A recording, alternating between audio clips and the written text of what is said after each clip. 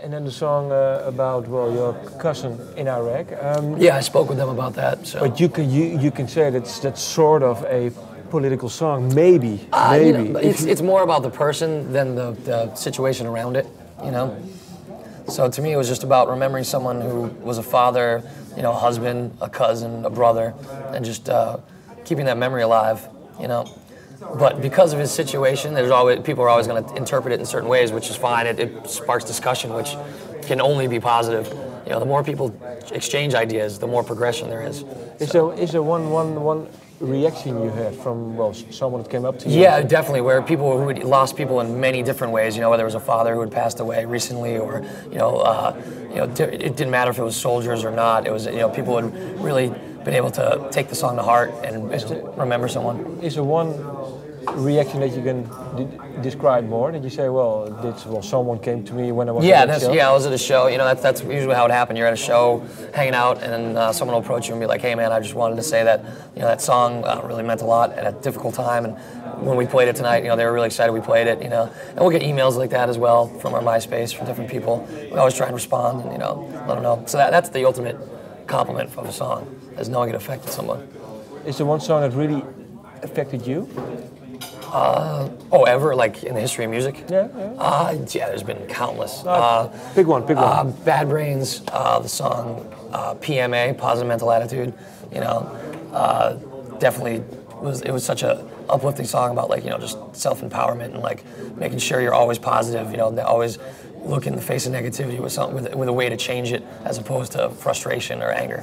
But did you have much frustration back then? Because I think that everyone does. I mean, the world's a fucked up place. Could be. You know? No, but I mean, but sometimes when a song really affects you, then you're in a certain vulnerable state that you say, well, hey, maybe this. Yeah, just, you know, normal teenage probably angst. You know. Exactly. Yeah. Okay. This album, I think it's half a year now.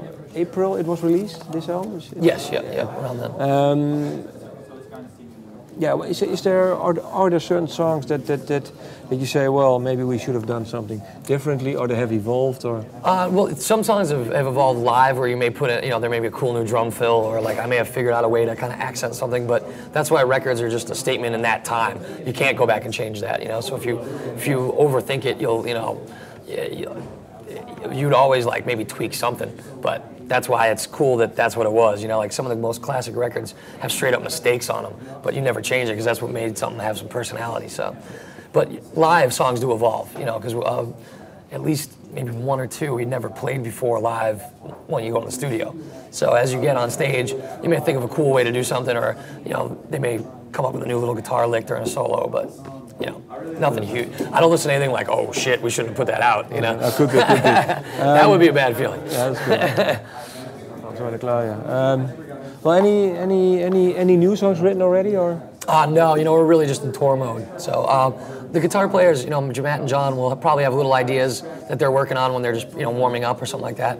But when we get home from this tour cycle, probably take a little break, and then everyone will start writing on their own. We'll get back together, start jamming. But I don't see us doing that till maybe the summer of this year. We're going to Japan, Philippines, Australia, and then probably doing at least one more Europe and US tour. Then we'll think about writing.